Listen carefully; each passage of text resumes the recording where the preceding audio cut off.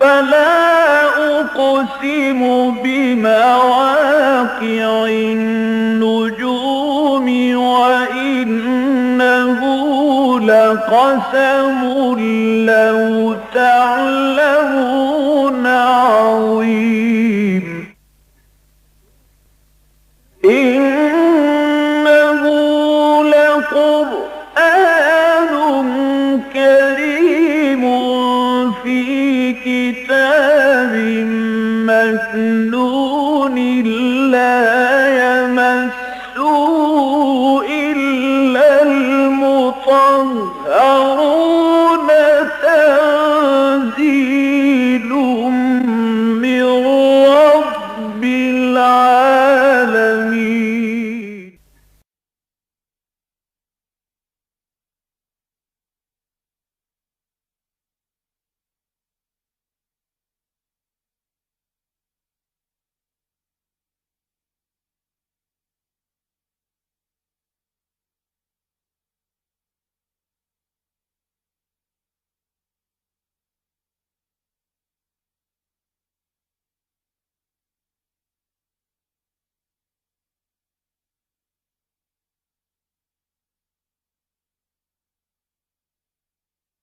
نحمده ونصلي على رسوله الكريم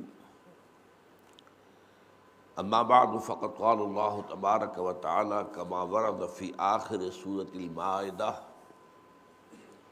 اعوذ بالله من الشیطان الرجیم بسم اللہ الرحمن الرحیم یوم یجمع اللہ الرسل فیقول ماذا اجبتم قالوا لا علم لنا انك انت علام الغیوب الى آخر السورہ صدق اللہ العظیم رب اشرح لي صدری ویسر لي امری واحلل عقدۃ من لسانی یفقہوا قولی اللہم ربنا الہمنا رشدنا واعذنا من شرور انفسنا اللہم ارنا الحق حقا وارزقنا اتباعہ وارنا الباطل باطلا وارزقنا اجتنابہ اللہم نور قلوبنا بالایمان واشرح صدورنا للاسلام ووفقنا لما تحب وترضى آمین یا رب العالمین۔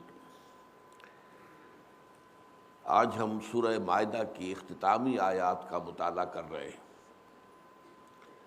ذہن میں چند بنیادی باتیں تازہ کر لیجئے۔ قرآن حکیم میں سورہ فاتحہ کے بعد جو 4 طویل مدنی صورتیں آئی ہیں، سورہ بقرہ جو طویل ترین صورت ہے قرآن مجید کی 286 آیات، پھر سورہ آل عمران، پھر سورہ نساء، پھر سورہ مائدہ، یہ چاروں طویل ترین مدنی صورتیں جو ہیں، ان میں جو چیزیں مشترک ہیں، ان میں 2 مضامین جو ہیں مشترک ہیں۔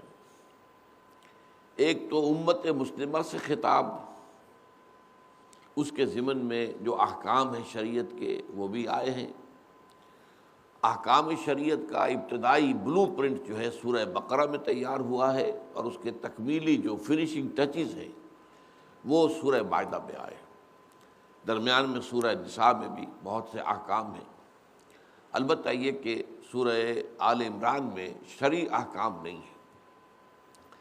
لیکن امت مسلمہ سے خطاب میں دوسرا پہلو ہے اللہ کی راہ میں جہاد، جد و جہد، محنت، انفاق، یہ بھی ان صورتوں کے اندر بلکہ کھل کر باتیں آتی رہی ہیں۔ لیکن یہ کہ دوسرا حصہ جو ان صورتوں کا ہے وہ ہے اہل کتاب پر کو دعوت اور ان پر اتمام حجت، یہود اور نصارہ پر ان کو دعوت بھی دی گئی ہے، ہر انداز میں دی گئی ہے، اپیل کے انداز میں بھی، دلیل کے انداز میں بھی، ان کے غلط مذمومہ خیالات کی تردید کی گئی ہے، نفی کی گئی ہے، انہیں سمجھایا گیا ہے، موعظہ حسنہ کو بھی استعمال کیا گیا ہے، اور جادلہم باللتی احسن کا انداز بھی اختیار کیا گیا ہے، ان کو تنبیہ بھی آئی ہے، اور ان کے لیے جو اللہ کی طرف سے انذار ہے وہ بھی ہوا ہے، اور اس کے ساتھ یہ کہ اتمام حجت ہو گیا ہے ان کے اوپر کہ حضور کی دعوت اور قرآن حکیم کے پیغام کے ضمن میں کوئی اشتباہ باقی نہیں رہا۔ اگلی جو 2 صورتیں آ رہی ہیں قرآن مجید میں، سورہ انعام اور سورہ اعراف، اس میں اصل خطاب ہے مشرکین مکہ سے، مشرکین عرب سے، اور ان پر اتمام حجت۔ تو اس پہلو سے ان صورتوں کے آپس کے مضامین کا جو ربط ہے اس کو سمجھ لینا چاہیے۔ اب یہاں جو ہے یہ جو آیات آج ہم پڑھ رہے ہیں یہ نصارہ پر گویا کہ اتمام حجت ہے اللہ کی طرف سے، اور بڑے ہی یوں سمجھیے کہ بلیغ انداز میں، دل میں اتر جانے والے انداز میں ان کی گمراہیوں پر متنبہ کیا گیا ہے۔ اور پھر یہ کہ قیامت میں جو ایک مکالمہ ہوگا اللہ کا مکالمہ ہوگا، ویسے تو تمام انبیاء اور رسل کے ساتھ، لیکن پھر خاص طور پر حضرت عیسیٰ ابن مریم کے ساتھ اس کا ذکر آیا ہے۔ تو اس پہلو سے یہ دو رکوع جو ہے چونکہ ایک تسلسل کے ساتھ مضمون اس میں ہے، اور اس میں عام طور پر وہ باتیں آئی ہیں کہ جو اس سے پہلے بھی مختلف مواقع پر آ چکی ہیں، لہذا کچھ زیادہ تشریح کی ضرورت نہیں ہے، بلکہ ان کو ہم ایک یوں سمجھیے کہ تیزی کے ساتھ پڑھیں گے اور بات انشاءاللہ سمجھ میں آ جائے گی۔ فرمایا یوم یجمع اللہ الرسل، ذرا اس دن کا دھیان کرو، تصور کرو۔ یوما چونکہ یہاں پر مفعول ہے، میم پر زبر ہے، تو گویا کہ اذکروا یوما، یعنی یاد کرو جو اس دن کو، یجمع اللہ الرسل، جس دن کے جمع کرے گا اللہ تعالیٰ رسولوں کو۔ اور یہاں ظاہر بات ہے کہ صرف رسولوں کو نہیں، رسولوں کی امتوں کو بھی جمع کرے گا۔ وہاں رسول جو ہیں گواہی دیں گے کہ اے اللہ، تیرا جو دین، تیری دعوت، تیرا پیغام جو ہم تک آیا تھا اپنی قوموں کے لیے، ہم نے انہیں پہنچا دیا تھا۔ اور یہ گویا کہ جو دنیا میں ان کے ذریعے سے اتمام حجت ہوا، اسی کا ایک ظہور ہوگا کہ وہ گواہی دیں گے، وہ شہداء بن کر کھڑے ہوں گے، جیسا کہ قرآن مجید میں سورہ نساء میں آیا ہے کہ جب کہ ہم یوم نبعث فی کل امت شہیدا علیہم، ہر امت کے اندر وہ جو ہے وہ ایک شہید، ایک گواہ ان کے خلاف کھڑا ہوگا، وہ ان کا رسول ہوگا۔ اے اللہ، میں نے تیرا پیغام پہنچا دیا تھا، اب یہ ذمہ دار ہے۔ یہی میں نے کئی مرتبہ آپ سے عرض کیا ہے کہ اسی کی تیاری میں حضور نے خطبہ حجۃ الوداع میں گواہی لی ہے، 1.25 کا مجمع جو تھا، الا هل بلغت، میں نے بات پہنچا دی یا نہیں؟ اور پورے اس حاضرین کے مجمع نے بیک زبان یہ کہا کہ انا نشہد انک قد بلغت الرسالۃ وادیت الامانۃ ونصحت الامۃ وکشفت الغمۃ۔ ہاں حضور، ہم گواہ ہیں کہ آپ نے حق رسالت ادا کر دیا، حق امانت ادا کر دیا۔ جو بات آپ کے پاس آئی تھی وہ امانت تھی، وہ ہمارے لیے اللہ نے بھیجی تھی، آپ نے وہ امانت ہم تک پہنچا دی، اور آپ نے امت کی خیر خواہی کا حق ادا کر دیا، اور آپ نے تاریکیوں کے، گمراہیوں کی تاریکیاں جو ہیں ان کے بادل جو ہیں چھانٹ دیے۔ پھر اس کے بعد آپ نے انگشت شہادت اٹھائی ہے، پہلے آسمان کی طرف، پھر لوگوں کی طرف اشارہ کیا، اللہم اشہد، اللہم اشہد، اللہم اشہد، 3 مرتبہ، اے اللہ تو بھی گواہ رہے، یہ مان رہے ہیں کہ میں نے پہنچا دیا۔ تو یہ جو اجتماع ہوگا قیامت کے دن، تمام انسان حاضر ہوں گے، جیسے کہ عالم ارواح کے اندر جب ہماری سب لوگوں کی روحیں موجود تھیں تو ہم سے عہد لیا گیا تھا، لست بربکم قالوا بلی۔ اس وقت جو ہے ہمارے اجساد نہیں تھے، جسم نہیں تھے، ابھی صرف عالم امر کی جو ہے تخلیق یا تکوین ہوئی تھی، صرف ارواح انسانی اور فرشتے، وہ بھی روح ہیں، اسی لیے حضرت جبرائیل کو الروح الامین کہا گیا، روح القدس کا، وہ بھی روح ہے۔ تو ارواح جو ہیں انسانی اور فرشتے، یہ تو یوں سمجھیے کہ آپس میں بھائی بہن ہیں یا بہنیں ہیں، جو بھی چاہیں آپ کہہ دیں، کہ ان کا مادہ تخلیق ایک ہی ہے، نور سے تخلیق کی گئی، یہ جو ارواح ہے انسانی اور جو ارواح ہیں ملائکہ کی شکل میں۔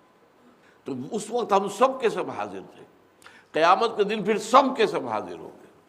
چنانچہ سورہ کہف میں کہا گیا ہے، لقد جئتمونا کما خلقناکم اول مرہ، آ گئے ہو نا ہمارے پاس جیسے کہ ہم نے تمہیں پیدا کیا تھا پہلی مرتبہ۔ پہلی پیدائش صرف عالم ارواح میں تھی، دوسری پیدائش اس عالم مادی میں ہوئی ہے۔ اس عالم مادی میں ترتیب علیحدہ ہے، باپ کے بعد بیٹا، بیٹے کے بعد پوتا، پوتے کے بعد پڑ پوتا، نسل کے بعد دوسری نسل، پھر اگلی نسل۔ لیکن یہ کہ وہاں کیا تھا، سب کے سب جمع، اور وہاں پھر ہوں گے قیامت کے دن سب کے سب جمع۔ تو اس میں ایک خاص سوال جواب جو ہے رسولوں سے ہوگا۔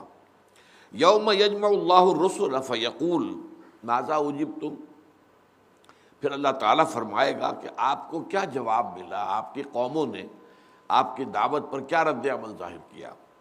قالوا لا علم لنا انک انت علام الغیوب، وہ کہیں گے کہ پروردگار ہمیں معلوم نہیں، یقیناً تو ہی ہے سب کچھ جاننے والا، تمام غیبوں کا علم رکھنے والا۔ اب اس میں ایک نقطہ پوشیدہ ہے جو ذرا تدبر سے سامنے آتا ہے کہ رسولوں کی زندگیوں میں جو بھی جواب دیا ہے ان کی قوموں نے، جو رد عمل وہ تو ان کے علم میں تھا، لیکن امت تو ایک لمبی شے ہے نا، اس کی تاریخ ہوتی ہے۔ حضرت مسیح کی امت کی 600 برس تاریخ تھی، حضور کے اور حضرت مسیح کے درمیان 600 برس کا فاصلہ ہے۔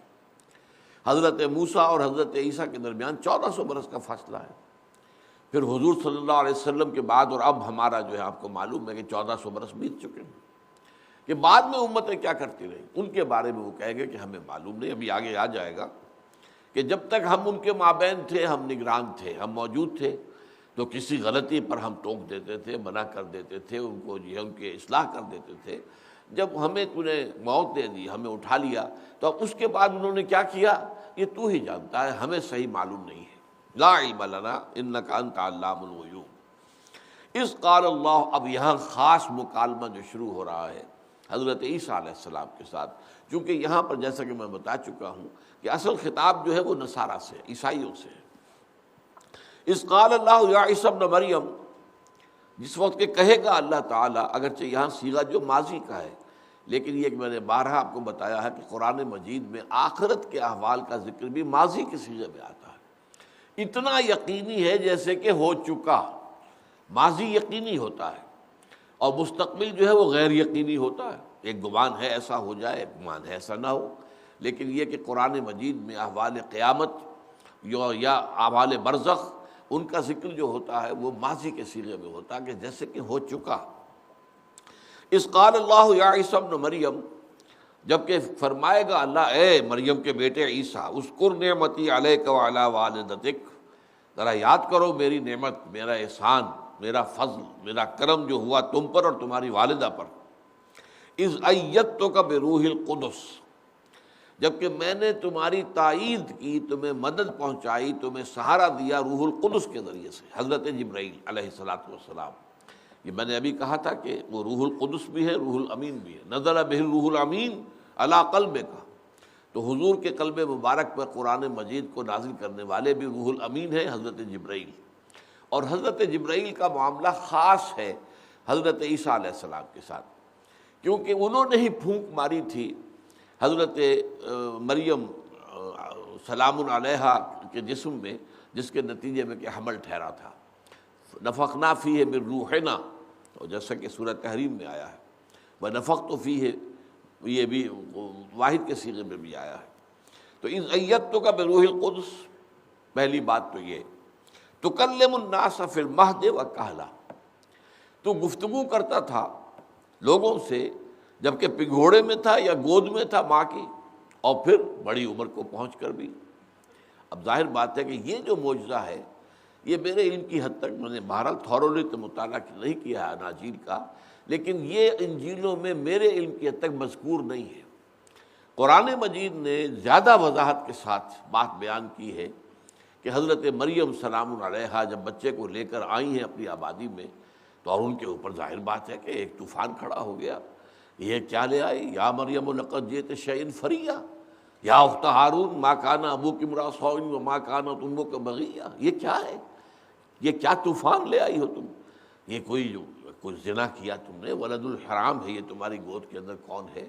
فاشارت الیہ، تو اشارہ کر دیا حضرت مریم نے اس بچے کی طرف۔ قالوا کیف نکلم من کان فی المہد صبیا، تو انہوں نے کہا ہم کیسے بات کریں اس سے، یہ تو بچہ ہے، یہ کیا بتائے گا؟ اس وقت پھر حضرت موسیٰ بولے ہیں، قال انی عبد اللہ آتانی الکتاب وجعلنی نبیا وجعلنی مبارکا اینما کنت واوصانی بالصلاۃ والزکاۃ ما دمت حیا وبرا بوالدتی ولم یجعلنی جبارا شقیا والسلام علی یوم ولدت ویوم اموت ویوم ابعث حیا۔ اب ظاہر بات ہے کہ اگر یہ نہ ہوتا تو آپ سوچئے کہ حضرت مریم کی خلاصی کیسے ہوتی؟ ظاہر بات ہے کہ شادی ان کی ہوئی نہیں تھی، اگرچہ یہودیوں کا کہنا یہ ہے کہ ان کا رشتہ ہو چکا تھا۔ یوسف نجار ایک بڑھئی تھے یہ یوسف، ان سے یوسف نجار، تو رشتہ ہو چکا تھا، وداعی نہیں ہوئی تھی، نکاح نہیں ہوا تھا، اس سے پہلے ہی انہوں نے آپس میں وہ اختلاط کیا جس کے نتیجے میں حمل ٹھہرا اور حضرت مسیح پیدا ہو گئے۔ یہی وجہ ہے کہ وہ حضرت مسیح کو باسٹرڈ کہتے ہیں، حرامی۔ وہ حلال زیادہ نہیں ہے، حرام زیادہ ہے، یہ کہتے ہیں، کھل کر کہتے ہیں۔ اور ان کی جرأتوں کا عالم یہ ہے کہ عالم مغرب میں رہتے ہوئے، عیسائیوں میں رہتے ہوئے، اور ان کے وجود کا اس وقت سارا دار و مدار عیسائیوں کی سپورٹ پر ہے، لیکن یہ بات وہ کھل کر کہتے ہیں۔ سن آف مین، تم کہتے ہو سن آف گاڈ، یہ واز سن آف مین، اور مین سے چونکہ شادی تو ہوئی نہیں تھی تو ظاہر بات ہے کہ پھر وہ اس کے بغیر گویا کہ وہ قانونی اولاد تو نہ ہوئی، حلال اولاد تو نہ ہوئی۔ تو قرآن مجید نے اس بات کو جس طرح کھول کر بیان کیا ہے وہ میرے علم کی حد تک انجیل میں نہیں ہے، اور اس میں ظاہر بات ہے کہ سوال اٹھتا ہے پھر کہ کیسے آخر برداشت کیا قوم نے۔ اس معجزے سے بات ثابت ہوتی ہے کہ قوم جو ہے خاموش ہو گئی، اب اس کے بعد وہ کیا بول سکتی ہے؟ اتنا بڑا معجزہ دیکھ لیا انہوں نے۔ وکہلن کے اندر بھی ایک بات پوشیدہ ہے کہ حضرت عیسیٰ کا جو ہے زندگی کا معاملہ دنیا میں جب پہلی بار وہ آئے اور پھر آسمان پر اٹھا لیے گئے، وہ کل عمر ان کی 33 برس ہے۔ 30 برس کی عمر میں انہوں نے اپنی دعوت و تبلیغ کا آغاز کیا ہے، اور 3 برس کی صرف منسٹری اسے کہتے ہیں یہ لوگ، یعنی دعوت و تبلیغ جو ہے تو 3 برس کی تھی، اس کے بعد وہ اٹھا لیے گئے۔ تو اس کا مطلب ہے کہولت جسے کہتے ہیں، کہولت جو آتی ہے وہ 40 برس کے بعد آتی ہے، 50-60 اس کو کہیں گے کہولت۔ تو وہ کہولت میں بھی بات کی، اس سے ثابت ہوا کہ حضرت مسیح کو دوبارہ آنا ہے، اور اس وقت وہ پختہ عمر کے جب ہوں گے تب بھی لوگوں سے گفتگو کریں گے۔ یہ بھی در حقیقت ذکر جو ہے قرآن مجید نے کھل کر دیا ہے کہ بچپن میں پنگھوڑے کے اندر یا ماں کی گود میں ان کا کلام کرنا یہ تو ایک بہت بڑا معجزہ تھا ہی، لیکن ان کا خاص معاملہ یہ ہے کہ وہ رفع سماوی اٹھا لیے گئے اور آئیں گے دوبارہ پھر لوگوں سے کلام کریں گے، وہ ہوگا کہولن، کہلا۔ تکلم الناس فی المہد وکہلا وَإِذْ عَلَّمْتُكَ الْكِتَابَ وَالْحِکْمَةَ وَالتَّوْرَاةَ وَالْإِنجِیلَ، اور یاد کرو جب کہ میں نے تمہیں سکھائی کتاب بھی اور حکمت بھی اور تورات بھی اور انجیل بھی۔ اب یہاں جو 4 چیزیں آئی ہیں ان میں ایک بڑا لطیف جو ہے ربط کیا ہے، علمتک الکتاب والحکمہ، یہ واو درمیان میں جو ہے یہ واو عطف ہے، کتاب بھی سکھائی حکمت بھی سکھائی، والتوراۃ والانجیل، تورات اور انجیل کے درمیان بھی واو جو ہے وہ واو عطف ہے، درمیان میں جو ہے وہ واو وہ در حقیقت جو ہے واو بیانیہ ہے، تفسیری ہے۔ میں نے تمہیں سکھائی تورات بھی اور انجیل بھی، یعنی میں نے تمہیں سکھائی کتاب بھی اور حکمت بھی، یعنی تورات بھی اور انجیل بھی، اس لیے کہ انجیل میں صرف حکمت ہے، احکام نہیں ہے، اور تورات میں صرف احکام ہے، حکمت نہیں ہے۔ یہ قرآن مجید ہے جو جامع ہے، احکام اور حکمت۔ یعلمہم الکتاب والحکمہ، قرآن مجید کے اندر کتاب سے مراد اصل میں احکام ہوتے ہیں۔ کتب علیکم الصیام، اب یہ شرعی حکم ہے جو دیا گیا ہے۔ کتب علیکم اذا حضر احدکم الموت ان ترک خیرا الوصیۃ للوالدین والاقربین، یہ کتب آتا ہے، تم پر لکھ دیا گیا۔ فلما کتب علیہم القتال، جب ان کے اوپر جنگ فرض کر دی گئی، تو کتاب کا لفظ آتا ہے کسی چیز کا کو واجب کر دینا، فرض کر دینا، اور وہ احکام ہوتے ہیں جو شریعت کے احکام آئے ہیں۔ تو تورات میں احکام تھے، اسی لیے سب سے مشہور لفظ جو تورات کے بارے میں آتا ہے دی 10 کمانڈمنٹس، 10 احکام، احکام عشرہ۔ حکمت نہیں تھی، وجہ کیا تھی؟ ابھی نوع انسانی اب بحیثیت مجموعی اپنی اس پختگی کو نہیں پہنچی تھی عقل و شعور کے اعتبار سے کہ اسے حکمت کی تعلیم دی جا سکتی۔ حضرت مسیح علیہ السلام کو انجیل دی گئی، وہ سراپا حکمت ہے، اس میں احکام ہے ہی نہیں، اور وہ یہ کہہ کر گئے اپنے ماننے والوں سے کہ تم پر بھی شریعت موسوی لاگو رہے گی، شریعت وہی، کتاب وہی تورات والی رہے گی، اور البتہ یہ کہ حکمت جو ہے اس کے اندرونی راز جو ہے وہ میں تمہیں سکھا رہا ہوں۔ وَإِذْ تَخْلُقُ مِنَ الطِّينِ كَهَيْئَةِ الطَّيْرِ بِإِذْنِي، اور دیکھو یاد کرو جب کہ تم بناتے تھے گارے سے ایک پرندے کی شکل میرے حکم سے، میرے فیصلے سے، فَتَنفُخُ فِيهِ، پھر تم اس میں پھونک مارتے تھے، فَتَكُونُ طَيْرًا بِإِذْنِي، پھر وہ میرے حکم سے ایک اڑتا ہوا پرندہ بن جاتا تھا۔ اب یہاں پہ بِإِذْنِی کی تکرار آئے گی، اس میں زور دینا ہے اس بات پر کہ یہ نہ سمجھو کہ یہ کوئی ذاتی کمالات تھے عیسیٰ کے، یہ اللہ تعالیٰ کے حکم سے اللہ کی قدرت کا ظہور تھا۔ جو معجزہ ہوتا ہے وہ اللہ تعالیٰ کی قدرت کا ظہور ہوتا ہے، کسی نبی اور رسول کی وہ ذاتی طاقت سے وجود میں نہیں آتا۔ وہ چاہے میں معجزہ دکھا دوں نہیں دکھا سکتا، وہ تو اللہ تعالیٰ کی طرف سے آتا ہے۔ یہ سورہ انعام میں آپ نے پڑھا ہوگا انشاءاللہ، جو بھی آپ نے اس دور میں گزرے ہیں، کہ وہاں بڑے سخت الفاظ آئے کہ حضور کے دل میں اگر یہ خواہش پیدا بھی ہوتی تھی کہ یہ لوگ جو ہیں کہہ رہے ہیں لاؤ دکھاؤ معجزہ، دکھاؤ معجزہ، دکھاؤ معجزہ، تو ان کا منہ بند کرنے کے لیے معجزہ دکھا دیا جائے، اللہ کا فیصلہ تھا کہ نہیں دکھاؤں گا۔ تو بڑی ایک ضیق کے اندر جو ہے حضور کی جان رہی ہے کافی عرصے تک۔ تو اس حوالے سے ان میں سب میں اذنی کا لفظ آئے گا، میرے حکم سے تم نے ایسا کیا۔ وَتُبْرِئُ الْأَكْمَحَ وَالْأَبْرَصَ بِإِذْنِی، اور تم ٹھیک کر دیتے تھے، صحت مند بنا دیتے تھے مادرزاد اندھے کو بھی اور کوڑھی کو بھی میرے حکم سے۔ وَإِسْتَخْرُجُ الْمَوْتَىٰ بِإِذْنِی، اور جب تم قبر سے نکال باہر کرتے تھے مردہ کو میرے حکم سے۔ وَإِذْ كَفَفْتُ بَنِي إِسْرَائِیلَ عَنْکَ إِذْ جِئْتَهُم بِالْبَیِّنَاتِ، اور یاد رکھو، یاد کرو ذرا، جب میں نے بنی اسرائیل کے ہاتھ روکے رکھے تم سے جبکہ تم ان کے پاس بینات لے کر آئے۔ فقال الذین کفروا منہم ان ھذا الا سحر مبین، تو جو ان میں سے کافر تھے جنہوں نے انکار کیا، کچھ لوگ تو ایمان لائے، کہتے ہیں 72 افراد ایمان لائے، جن میں سے 12 وہ تھے جو ان کے حواری ہیں، جو ہر وقت ان کے ساتھ رہتے تھے مستقل طور پر، گویا کہ صحابہ کے درجے میں جو ہے وہ 12 تھے، باقی ایمان لانے والے 72 تھے، واللہ اعلم۔ تو باقی جو لوگ تھے انہوں نے انکار کیا، کفر کیا، انہیں جادوگر قرار دیا، انہیں کافر قرار دیا، انہیں مرتد قرار دیا، انہیں واجب القتل قرار دیا۔ تو اذ کففت بنی اسرائیل کا عنک اذ جئتہم بالبینات فقال الذین کفروا منہم، اور یہ کہا انہوں نے ان میں سے ان لوگوں نے جنہوں نے کفر کیا تھا، ان ھذا الا سحر مبین، یہ معجزے کیا ہیں، یہ تو جادو ہے اور یہ جادوگر ہے اور جادو کرنا حرام ہے، تو یہ حرام کام کا مرتکب ہو گیا ہے، لہذا یہ کافر ہے، مرتد ہے، اس کو قتل کر دو۔ اور یہ آپ کو معلوم ہے کہ حضرت مسیح علیہ السلام کو اللہ نے بچایا، اور عین جب کہ ان کو وہ گرفتار کیا جا رہا تھا تو جو شخص مخبری کر کے لایا تھا فوجیوں کو گرفتار کرانے کے لیے، اس کی صورت بنا دی گئی حضرت مسیح کی سی، اور حضرت مسیح کو اسی وقت فرشتے جو ہے آئے، چھت پھٹی ہے جس وہ کوٹری کے اندر تھے اور عبادت کر رہے تھے، اور انہیں اٹھا کر لے گئے۔ اور وہ شخص سولی چڑھا ہے جس نے غداری کی تھی، جس نے بٹرے کیا تھا، جس نے گرفتار کرایا تھا، جس نے مخبری کرائی تھی، تھا ان کے 12 حواریین میں سے۔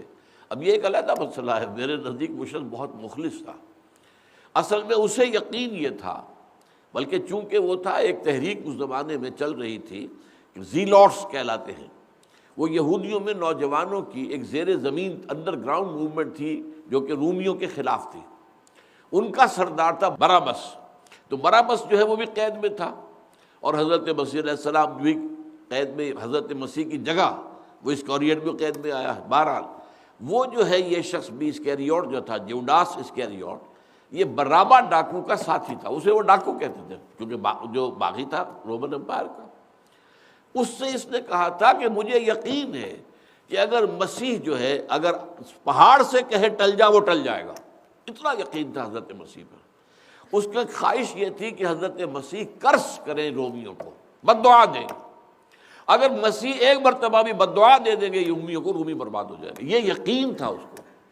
اس لیے اس نے پکڑوایا کہ انہیں تکلیف ہو، انہیں مار پڑے، ایسے تو ماننے کو تیار نہیں ہے، یہ جو ہے وہ بد دعا دینے کو تیار نہیں ہے رومیوں کو، پھر جب انہیں پرسنل تکلیف ہوگی تو پھر ظاہر بات ہے کہ ان کے منہ سے بد دعا نکلے گی، اور اس بد دعا کے نتیجے میں رومی برباد ہو جائیں گے، ہم آباد ہو جائیں گے۔ لیکن بہرحال اس کا it was an act of betrayal, حضرت مسیح علیہ السلام کو گرفتار کرانے میں تو وہ شخص ہے کہ جو سولی چڑھا ہے۔ تو حضرت مسیح علیہ السلام کو تو اللہ نے بچائے رکھا۔ وَإِذْ أَوْحَيْتُ إِلَى الْحَوَارِيِّينَ أَنْ آمِنُوا بِي وَبِرَسُولِي، اور یاد کرو جب کہ میں نے وحی کی تھی حواریوں کو کہ ایمان لاؤ مجھ پر بھی اور میرے رسول پر بھی۔ اب یہ وحی کون سی ہے؟ یہ وحی خفی جو ہوتی ہے، الہام ہو جاتا ہے وحی خفی، وہ غیر نبی کو بھی ہوتا، حضرت موسیٰ کی والدہ کو ہوا تھا، اسی وحی خفی کے پر عمل کرتے ہوئے تو حضرت موسیٰ کو صندوق میں ڈال کے اور دریائے نیل کی موجوں کے حوالے کر دیا تھا والدہ نے۔ تو یہ وحی جو ہے، یہ جو ہے جیسے کہ آتا ہے، یہ تمام جو ذی حیات جتنی چیزیں ان سب کو ہوتی ہیں، جو کہا قرآن مجید میں کہ شہد کی مکھی کو اذ اوحینا الی النحل، تو اس حوالے سے یہ وہ وحی ہے، یہ نہیں کہ وہ سب کے سب رسول تھے یا نبی تھے۔ اذ اوحیت الی الحواریین ان آمنوا بی وبرسولی جبکہ میں نے اشارہ کیا تھا یا دل میں بات ڈال دی تھی حواریین کے کہ ایمان لاؤ مجھ پر بھی اور میرے رسول پر بھی. قالوا آمنا واشہد باننا مسلمون، ان کا ہم ایمان لے آئے اور آپ گواہ رہیے گا اے مسیح علیہ السلام، آپ اللہ کے یہاں گواہی دیجیے گا کہ ہم مسلم ہیں، ہم نے اطاعت قبول کر لی ہے. اذ قال الحواریون، اب یہاں ایک خاص واقعہ آ رہا ہے ان کا. اور یاد کرو جب کہ کہا حواریین نے یا عیسی ابن مریم، اے عیسیٰ ابن مریم علیہ الصلوۃ والسلام، هل يستطيع ربك ان ينزل علينا مائدة من السماء. لفظی ترجمہ ہوگا کیا آپ کے رب کو یہ قدرت حاصل ہے کہ وہ ہم پر آسمان سے ایک خوان نازل کر دے. یہ خوان کیا شے ہوتی تھی؟ جسے دسترخوان ہم کہتے ہیں، اس پر کھانا چنا جاتا ہے. تو پچھلے زمانے میں یہ ہوتا تھا میز کے اوپر بیٹھ کر، تو میز کا تو ہمیں رواج نہیں تھا، لیکن چوکی سی بنی ہوتی تھی ذرا 6 انچ اونچی، 9 انچ اونچی، اور اس کے ادھر ادھر بیٹھ کے چوکی کے اوپر کھانا رکھ، وہ خوان کہلاتا تھا.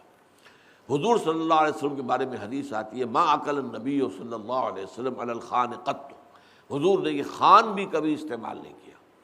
تو وہ خوان جو ہے وہ ایک آسمان سے اتار سکتا ہے آپ کا رب کہ وہ اس کے اندر قال اتقوا اللہ ان کنتم مؤمنین.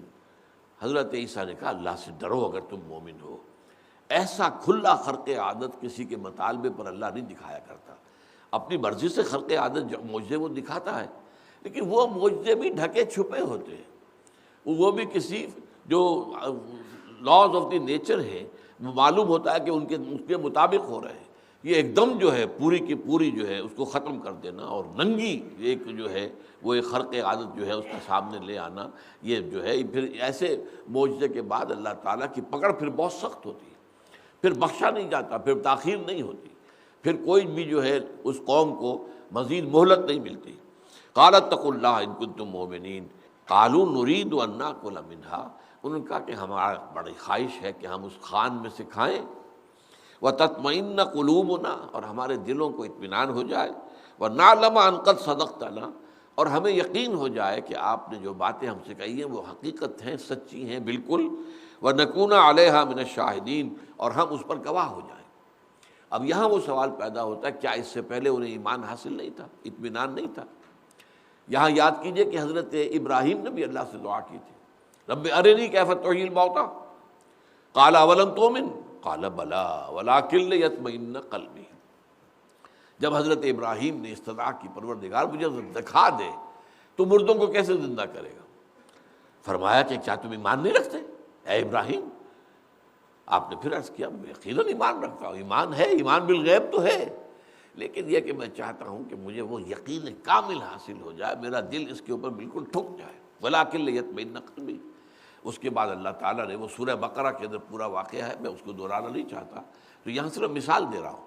ایمان تو ان کے اندر پہلے بھی تھا، لیکن اس کے اندر انہوں نے چاہا کہ اتنا اضافہ ہو جائے، اتنی یقین کی کیفیت ہو جائے کہ بالکل پھر اس کے اندر کسی شک و شبے کا کوئی کانٹا چبھا نہ رہ جائے. قال عیسیٰ ابن مریم، اب اس پر حضرت عیسیٰ ابن مریم نے دعا کی اللہم ربنا انزل علینا مائدۃ من السماء. اے اللہ، اے ہمارے پروردگار، ہم پر آسمان سے ایک خوان اتار دے، بھرا ہوا، کھانے سے بھرا ہوا خوان. تکون لنا عیدن، وہ ہمارے لیے جشن کا دن بن جائے. لنا عیدن لاولنا وآخرنا، ہمارے پہلوں کے لیے بھی اور پچھلوں کے لیے بھی. وآیۃ منک، اور وہ آیت بن جائے، نشانی بن جائے تیری طرف سے. ورزقنا وانت خیر الرازقین، اور ہمیں رزق عطا فرما اور تو یقیناً بہترین رزق دینے والا ہے.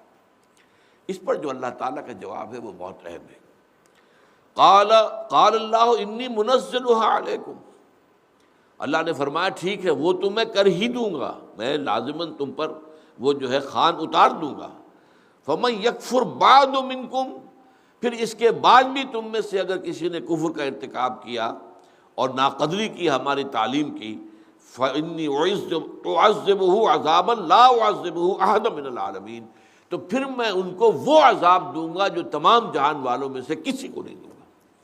یعنی اتنا بڑا تم نے مطالبہ کیا ہے. جس طریقے سے یہودیوں نے کہہ دیا تھا حضرت موسیٰ سے ارنا اللہ جہرۃ، ہمیں دکھا اللہ، تو کہتا ہے اللہ سے تیری ملاقات ہوئی ہے، ہمیں بھی دکھانا. اور یہ جو ہے اس کے اوپر آپ کو معلوم ہے صاعقہ ان کے اوپر آیا، ان سب کے اوپر موت طاری ہو گئی تھی، پھر اللہ نے انہیں دوبارہ زندہ کیا. تو اس طرح کا مطالبہ جو ہے اللہ تعالیٰ کی عام سنت نہیں ہے کہ اس کو مانا جائے، لیکن یہاں اللہ تعالیٰ نے حضرت عیسیٰ علیہ السلام کی درخواست جو ہے وہ چونکہ بہت ہی یوں سمجھیے کہ عاجزانہ درخواست تھی، تو ان کو اللہ نے مان تو لیا۔ انی منزلها علیکم فمن یکفر بعد منکم فانی اعذبہ عذابا لا اعذبہ احد من العالمین، اتار تو میں وہ دوں گا تم پر، ظاہر بات ہے اللہ کی قدرت سے بعید نہیں ہے، لیکن پھر تم میں سے اگر کسی نے کفر کی روش اختیار کی تو اسے پھر وہ عذاب دوں گا جو کسی کو نہیں دوں گا تمام جہان والوں میں۔ اب اس میں یہ ہے کہ آیا وہ خوان اترا یا نہیں، اس کا ذکر انجیل میں نہیں ہے اور قرآن میں بھی نہیں ہے۔ ایک امکان یہ ہے، بعض مفسرین نے کہا کہ ہو سکتا ہے کہ اتنی بڑی دھمکی جب اللہ تعالیٰ کی طرف سے آ گئی تو شاید کہ ان کے حواریین نے اپنا وہ تقاضا، اپنی وہ فرمائش واپس لے لی ہو، واللہ اعلم۔ لیکن یہ بھی ہو سکتا ہے کہ وہ خوان اترا ہو، جیسے کہ الفاظ بڑے وہ ہیں یقینی والے ہیں، انی منزلها علیکم، اس میں اصل میں یہ آتا ہے کہ منزل جو ہے یہ اس میں فاعل ہے، اور جہاں اس میں فاعل آتا ہے وہاں بہت تاکید ہوتی ہے۔ تو یہ انی انزلها علیکم اگر فعل کی شکل میں آتا کہ میں اسے نازل کر دوں گا تم پر، تو اس میں وہ تاکید نہ ہوتی۔ انی منزلها علیکم، میں لازماً اسے اتار دوں گا تم پر، تو اس سے میرا گمان تو یہ ہے کہ خوان اترا ہے اور انہوں نے اس میں سے کھایا ہے اور وہ ان کے لیے ایک آیت بنی ہے۔ لیکن بہت سے مفسرین کی رائے یہ ہے کہ ہو سکتا ہے، اور یہ ہو سکتا ہے کہ حد تک مجھے بھی اختلاف نہیں، کہ اللہ تعالیٰ کی طرف سے چونکہ اس کے اوپر ناپسندیدگی کا بڑا شدید اظہار ہوا اور پھر دھمکی جو ہے بہت سخت ہے، لہذا اس کے پیش نظر ہو سکتا ہے کہ انہوں نے اپنا وہ مطالبہ یا فرمائش واپس لے لی ہو۔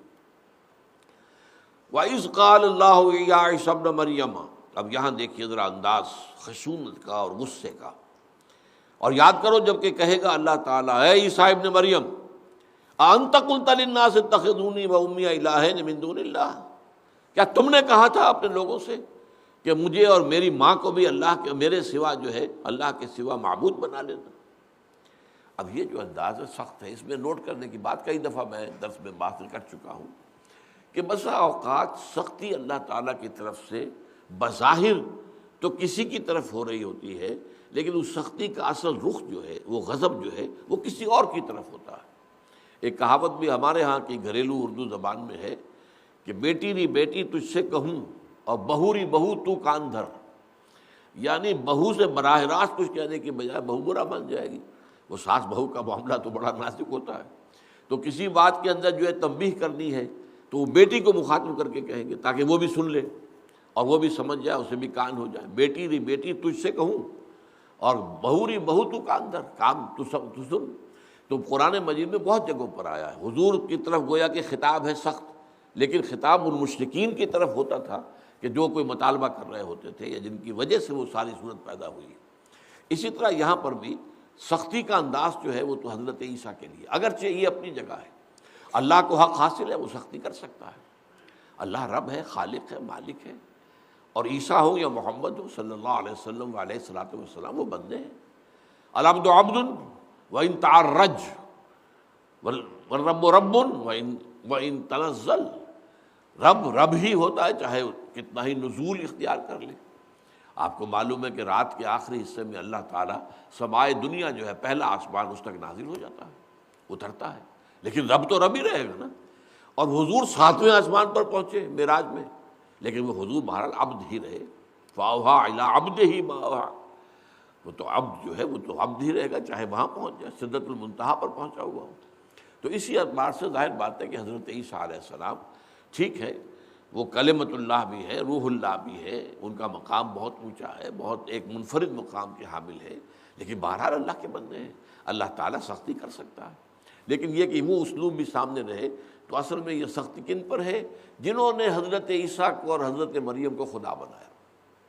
اب یہاں نوٹ کر لیجئے کہ یہ اصل میں عیسائیوں میں تثلیث جو ہے وہ دو طرح کی رہی ہے۔ ایک تثلیث تھی گاڈ ایز فادر، وہ تو اللہ، گاڈ ایز سن اور گاڈ ایز مدر،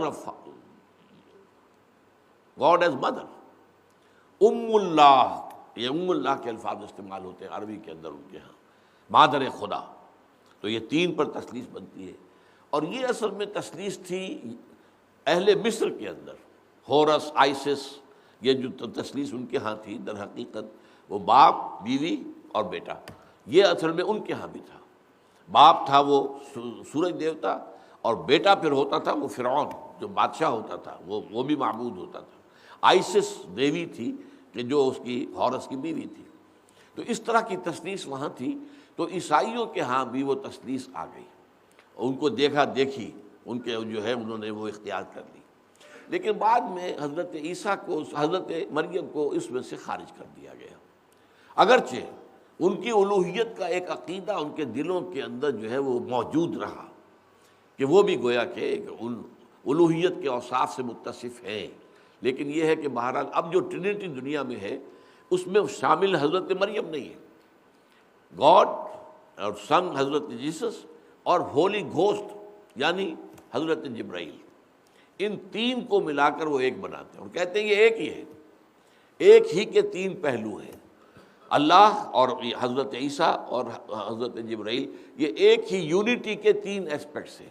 اسی لیے وہ کہتے ہیں یونٹی ان ٹرینٹی، تثلیث میں توحید۔ وہ کہتے ہیں توحید والے ہیں، توحید کو ہم مانتے ہیں، لیکن توحید کی یہ تعبیر ہے کہ وہ توحید جو ہے وہ تین اسپیکٹس رکھتی ہے، اپنے تین پہلو ہیں، ایک ہی حقیقت کے تین پہلو ہیں، اللہ بھی ہے اور عیسیٰ بھی ہے اور روح القدس بھی ہے۔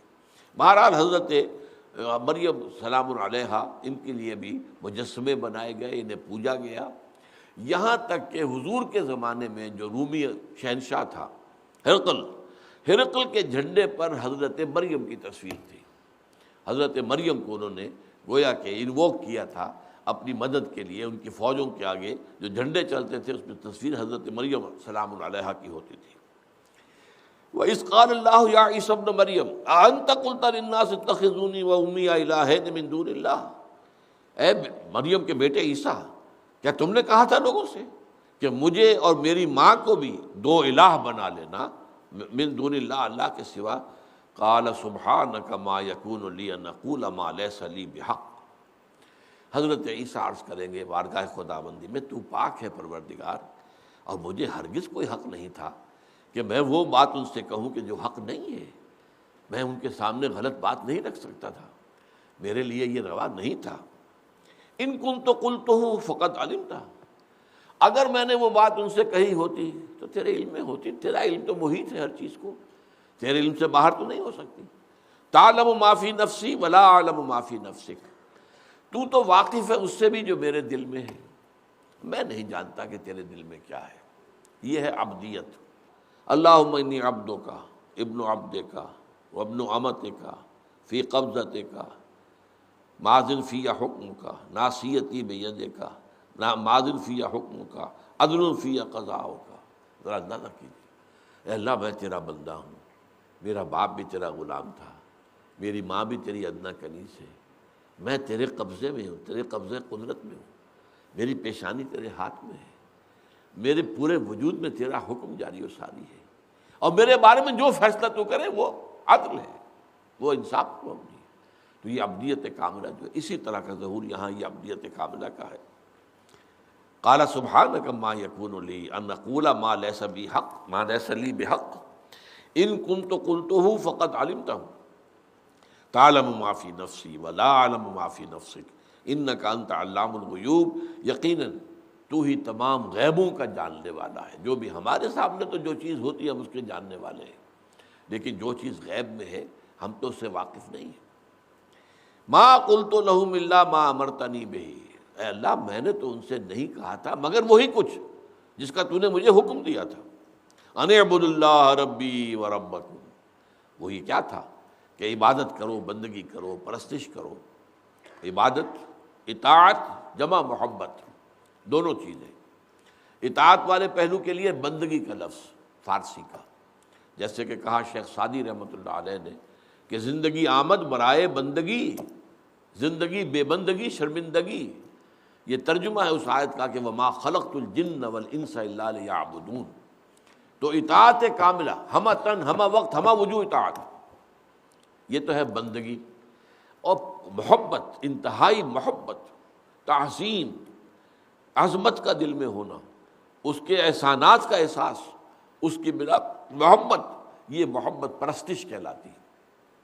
وطن پرستی، قوم پرستی، زر پرستی، شہوت پرستی، دولت پرستی، یہ پرستش نہیں ہے۔ تو پرستش بھی اللہ کی صرف، اور بندگی بھی اللہ کی۔ ان اعبدوا اللہ ربی و ربکم، عبادت کرو اللہ کی جو میرا بھی رب ہے تمہارا بھی رب ہے۔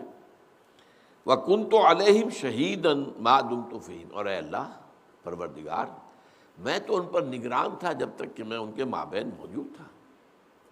ظاہر بات ہے کہ میں انہیں کسی غلط بات کی طرف جانے نہیں دے سکتا تھا، میں نگران تھا۔ یہاں شہید کے معنی، شہید کہتے ہیں موجود کو، شاہدہ شاہد من اہلہا، تو شاہد جو ہے گواہی بھی موجودگی کی بنیاد پر ہوتی ہے۔ جو شخص وقوع کے وقت حاضر ہے تو وہی تو گواہی دینے کا اہل ہے نا، چشمدید گواہ تو وہی ہے۔ تو گواہی بھی موجودگی سے ہے، اور مدد اور نصرت بھی موجودگی سے ہے۔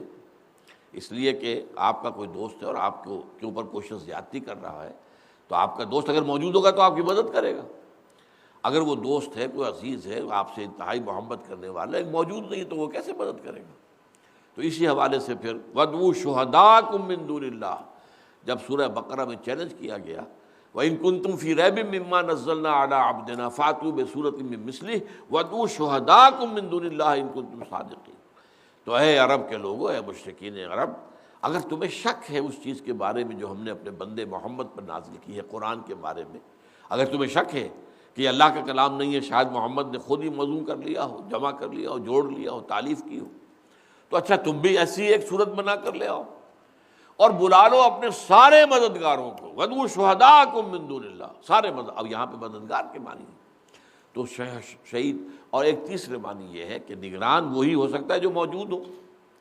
اب کمرہ امتحان ہے تو اس کے اندر آپ کو معلوم ہے کہ وہ جو ہوتے ہیں موجود وہاں پر، تو وہی لوگ نگرانی کرتے ہیں، کوئی نقل تو نہیں کر رہا، کوئی غلط غیر قانونی حرکت تو نہیں کر رہا۔ تو یہاں نگران موجودگی کے معنی میں ہے اور نگران کے معنی میں ہے۔ وَكُنْتُ عَلَيْهِمْ شَهِيدًا مَا دُمْتُ فِيهِمْ، میں تو جب تک ان کے مابین تھا میں ان کا نگران رہا۔ فَلَمَّا تَوَفَّيْتَنِي كُنْتَ أَنْتَ الرَّقِيبَ عَلَيْهِمْ، تو اس کے بعد تو پھر تو ہی نگران تھا، تجھے ہی ان کی خبر ہے، تجھے ہی معلوم ہے، سب کچھ بات جو ہے تیرے علم میں ہے۔ یہاں توفیتنی کا لفظ پھر آ گیا ہے، جس پر کہ قادیانیوں نے جو ڈیرا لگایا ہے قرآن مجید میں توفی کا لفظ آتا ہے تو وہ کہتے ہیں دیکھو وفات پا گیا، حضرت عیسیٰ تو وفات پا گئے۔ حالانکہ اگر اس لفظ کی حقیقت پر غور کیا جائے، وفا یوفی کہتے ہیں کسی شے کا پورا پورا لے لینا، اوفا یوفی کسی کا پورا پورا دے دینا، یہ باب افعال، اوفا یوفی ایفان، ایفا عہد، عہد پورا کا پورا کر دینا، پورا کا پورا جوں کا تو، بغیر کمی بیشی کے۔ اور توفی کسی شے کو وصول کر لینا پورے کے پورے کو۔ اب اس توفی کا اطلاق قرآن مجید میں نیند پر بھی ہوتا ہے، اذ یتوفی الانفس حین موتها واللتی لم تمت فی منامها، نیند کو بھی کہا گیا اس لیے کہ شعور انسان کا جو ہے وہ اس کے اندر وہ اللہ تعالیٰ جو ہے وہ قبض کر لیتا ہے۔ آپ کو سوتے ہوئے شعور نہیں ہے اب، یہ اس حوالے سے، اور شعور ہی انسان کی سب سے یوں سمجھیے کہ خلاصہ ہے، لب لباب ہے۔ بے شعور ہو گیا تو وہ انسان کہاں رہا، وہ تو حیوان ہو گیا پھر۔ لہٰذا اس کو بھی کہا گیا کہ وہ توفی ہے، وہ اللہ پورا لے لیتا ہے۔ اور پھر جب انسان مرتا ہے تو جان لے لی، حالانکہ جسم تو یہی رہتا ہے، پورا کا پورا تو نہیں لیا ہے، جان لی ہے صرف، لیکن یہ بھی وفات ہے۔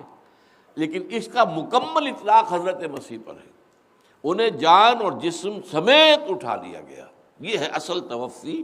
لفظ کا اصل اطلاق جو ہے وہ حضرت عیسیٰ علیہ السلام پر ہوتا ہے بتمام و کمال۔ فلما توفیتنی کنت انت الرقیب علیہم، تو جب تو نے مجھے وفات دے دی تو ظاہر بات ہے کہ جب مجھے اٹھا لیا، مجھے قبض کر لیا، تو پھر تو ہی ان پر نگران تھا۔ وانت علی کل شیء شہید، اور یقیناً تو ہر چیز پر نگران ہے، خبردار ہے۔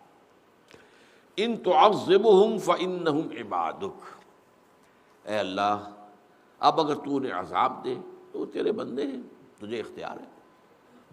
وَإِن تغفر لهم، اور اگر تو بخش دے، فإنک انت العزیز الحکیم، تو زبردست ہے، سارا اختیار تیرے ہاتھ میں ہے، کوئی تیرا ہاتھ نہیں پکڑ سکتا، کوئی تجھ پر اعتراض نہیں کر سکتا، تو عزیز ہے، حکیم ہے۔ اب یہ دیکھیے بڑے لطیف پیرائے میں حضرت عیسیٰ علیہ السلام کی طرف سے ایک پلی ہے، گویا کہ اپنی امت کے لیے کسی درجے میں وہ ایک رحم کی درخواست کر رہے ہیں، اگرچہ الفاظ یہ نہیں ہے کہ اللہ انہیں معاف کر دے، ان تعذبہم، اگر تو عذاب دے تو ٹھیک ہے، انہم عبادک، تیرے بندے ہیں، تو جو چاہے کرے، تجھے اختیار کامل حاصل ہے۔ لیکن اگر تو معاف کر دے، وَإِن تَغْفِرْ لَهُمْ فَإِنَّكَ أَنْتَ الْعَزِيزُ الْحَكِيمُ، تو یقیناً زبردست ہے، با اختیار ہے، کمال حکمت والا، تجھے اختیار حاصل ہے۔ تو اس کو ذہن میں رکھیے، میں نے بارہا یہ کہا ہے کہ ہمارے اور معتزلہ کے ساتھ بریکٹ کر لیجئے شیعہ، معتزلہ پلس شیعہ اور اس کے ورسس اہل سنت، ہمارے نزدیک اللہ پر عدل واجب نہیں ہے، وہ نیکوکار کو سزا دے اس کا اختیار ہے، وہ بدکار کو معاف کر دے اس کا اختیار ہے۔ یغفر لمن یشاء ویعذب من یشاء واللہ علی کل شیء قدیر، وہ بخش دے گا جس کو چاہے گا اور عذاب دے گا جس کو چاہے گا، اور وہ ہر چیز پر قادر ہے۔ یہ ہم جانتے ہیں کہ وہ عدل کرے گا، انصاف کرے گا، یہ اور بات ہے، لیکن اس پر عدل واجب ہے، یہ در حقیقت گویا کہ ایک لمیٹیشن ہو جاتی ہے، پھر اس ہستی کے اختیار کے اوپر گویا کہ ایک لمٹ ہے۔ اللہ کا اختیار مطلق ہے، اس کی ہر صفت مطلق ہے، نا پیدا کنار ہے، اس کے لیے جو ہے کوئی کنارہ نہیں ہے، وہ چاہے تو بخش دے۔ آج اسی کے لیے میں ذرا نوٹ کر کے لایا ہوں، حضرت ابراہیم علیہ السلام نے، یہ سورہ ہود کے اندر پورا واقعہ آیا ہے، تفصیل میں جانے کا تو وقت نہیں ہے، کہ فرشتے آئے ان کے پاس انسانی شکل میں۔ وہ فرشتے اللہ نے بھیجے تھے قوم لوط پر عذاب دینے کے لیے۔ قوم لوط آباد تھی دو شہروں میں، جس کو سدوم اور عمورہ کہتے ہیں۔ یہ جو ڈیڈ سی ہے اس کے ساحل پر یہ دونوں شہر تھے، اور بڑے شہر تھے، بڑا تجارتی مرکز تھا ایک زمانے میں۔ ایسٹ ویسٹ سے جو ٹریڈز روٹ تھا، مشرق سے مغرب کی طرف، یعنی عراق کی طرف سے وہ مصر کی طرف، یا مصر سے عراق کی طرف، یہ ایسٹ ویسٹ ہے۔ اور ایک تھا ساؤتھ نارتھ، نیچے یمن سے اور جزیرہ نما عرب سے ہو کر قافلے آتے تھے جو میڈیٹرینین سی پر پہنچتے تھے، اور وہاں پر یورپ سے سامان تجارت آتا تھا، اور وہ میڈیٹرینین کے ساحل پر، شام کے ساحل پر اترتا تھا۔ تو اب پھر اس کے بعد وہ قافلے اپنا سامان ادھر فروخت کرتے تھے، ان کا سامان لے کر واپس آتے تھے۔ تو یہ دو روٹس تھے، نارتھ ساؤتھ اور ایسٹ ویسٹ، اور ان پر، ان کے انٹرسیکشن پر یہ دو شہر آباد تھے۔ تو ظاہر بات ہے کہ ان کو پھر جو ہے بڑی خوشحالی تھی، ان کی قافلوں کی آمد و رفت ہے تو آمدنی ہوتی ہے، وہ لوگ ٹھہرتے ہیں، وہ ظاہر بات ہے وہاں خرید و فروخت کریں گے، کھائیں پیئیں گے، کچھ اور کریں گے، تو اس سے جو ہے ان کے لیے بہت ہی سہولتیں تھیں۔ تو بہت ہی خوشحال یہ دونوں شہر تھے۔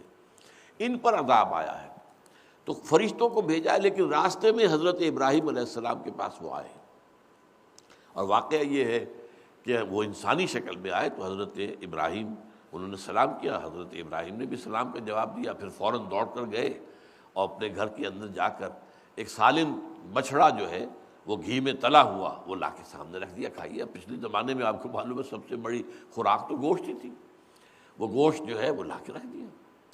اب ان کا ہاتھ ہی نہیں بڑھ رہا اس کی طرف، تو خوف محسوس ہوا حضرت ابراہیم کو، یہ کون ہے، یہ جو کھانا میرا نہیں کھا رہے۔ یہ وہاں کی روایت یہ تھی کہ دشمن جو ہے وہ اپنے دشمن کو نقصان پہنچانے جب جاتا تھا تو اس کا نمک نہیں چکھ سکتا تھا، نمک چکھ لیا تو پھر تو وفاداری کرنی پڑے گی، پھر تو خیر خواہی کرنی پڑے گی۔ تو حضرت ابراہیم نے سمجھا کہ یہ کوئی دشمن ہے میرے کہ جو مجھے نقصان پہنچانے آئے، تو ان کا کہ نہیں آپ گھبرائیے نہیں، ہم تو آئے ہیں آپ کو بشارت دینے، بیٹے کی بشارت دینے آئے۔ اب بیٹا کون؟ حضرت اسحاق۔ 87 برس کی عمر تھی حضرت ابراہیم کی جب حضرت اسماعیل پیدا ہوئے حضرت ہاجرہ کے بطن سے، اور 100 برس کی عمر تھی حضرت اسماعیل 13 برس کے ہو چکے تھے جبکہ حضرت اسحاق کی پیدائش ہوئی ہے حضرت سارہ کے بطن سے، جو اصل بیوی تھی ان کی، خاندان سے تھی۔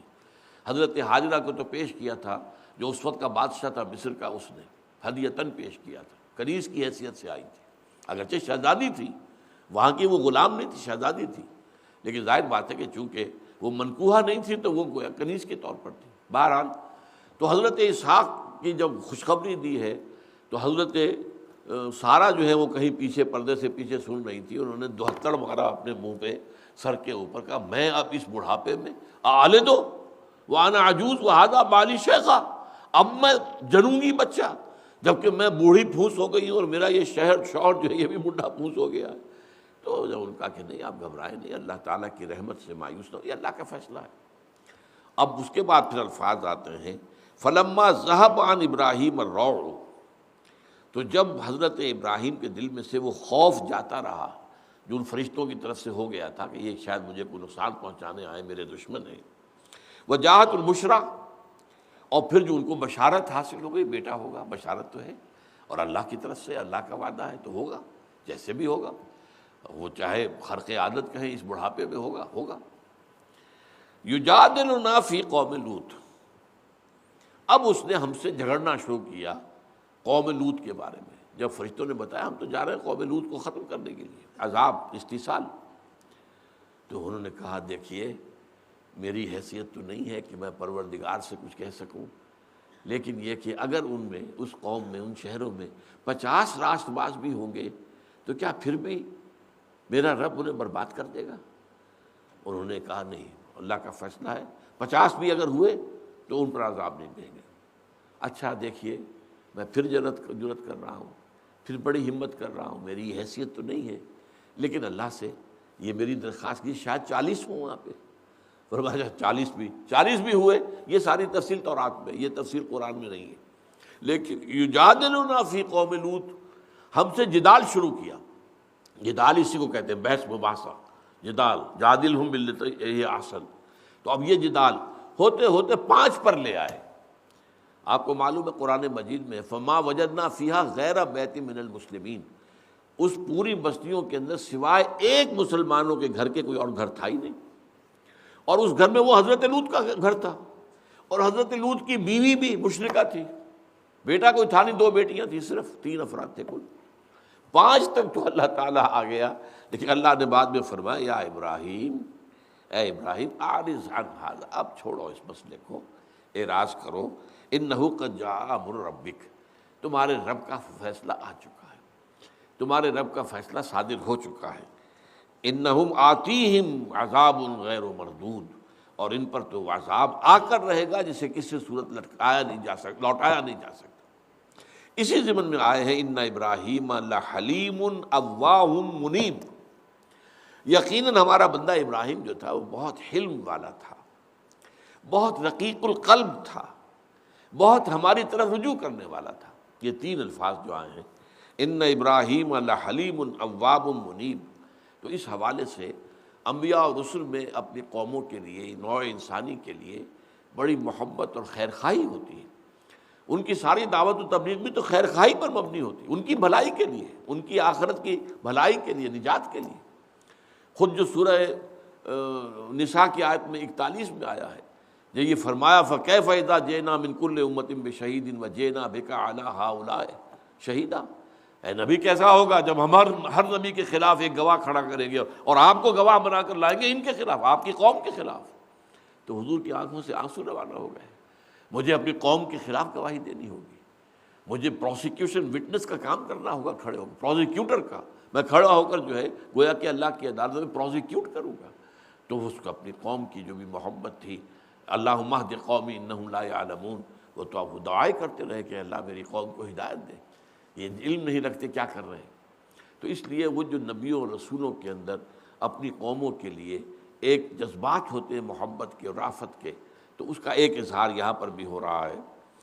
ان تعذبہم فإنہم عبادک، اگر تو نے عذاب دے تو وہ تیرے بندے ہیں، تیرا اختیار ہے، جس طرح چاہے عذاب دے۔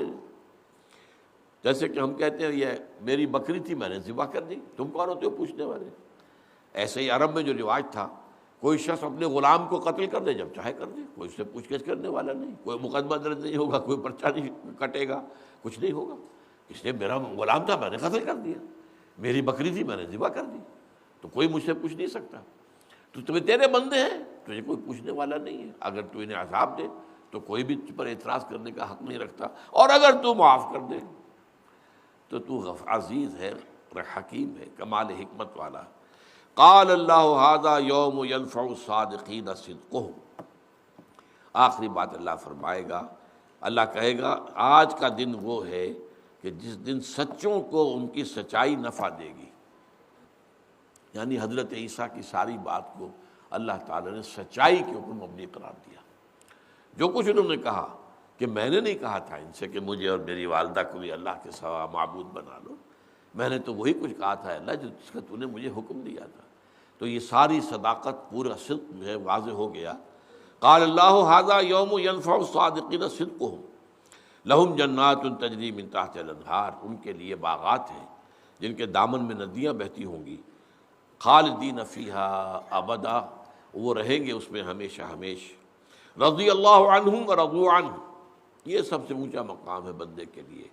اللہ ان سے راضی ہو گیا اور وہ اللہ سے راضی ہو جائیں گے، یعنی اللہ اتنا دے گا کہ وہ راضی ہو جائیں گے اور دے گا، اور جیسے جیسے وہاں پر درجات بلند ہوتے جائیں گے اہل جنت کے، اللہ تعالیٰ کا نئی سے نئی نعمتوں کا ظہور ہوگا جس کا انہیں گمان تک نہیں ہوگا۔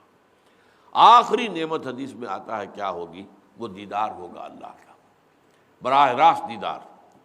بالواسطہ تو ایک دیدار جو ہے وہ میدان حشر میں بھی ہونا ہے، وہاں بھی آئے گا اللہ تعالیٰ کا، جا ربک والملک صفا صفا، میدان حشر میں بھی اللہ تعالیٰ نزول فرمائیں گے، آئیں گے۔ اور جیسے کہ آتا ہے دوسری جگہ پر وَيَحْمِلُ عَرْشَ رَبِّكَ يَوْمَئِذٍ ثَمَانِيَةٌ، اور اللہ کے عرش کو 8 فرشتے جو ہے تھامے ہوئے ہوں گے، اور وہ اللہ تعالیٰ کا عرش نیچے آئے گا اور اللہ تعالیٰ بھی اس پر متمکن ہوں گے۔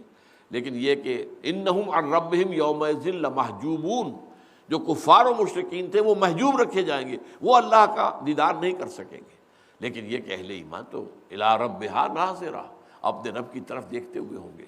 لیکن یہ جو ہے براہ راست کا نہیں ہے، بلکہ لیکن قیامت کے بعد جو بھی ہونا ہے تو جنت کی نعمتوں میں ترقی کرتے کرتے اہل جنت جہاں تک پہنچیں گے تو آخری مقام جو ہے اللہ تعالیٰ کا کھلا دیدار۔ رضی اللہ عنہ ورضوا عنہ ذالک الفوز العظیم، یقیناً یہی ہے بہت بڑی کمائی۔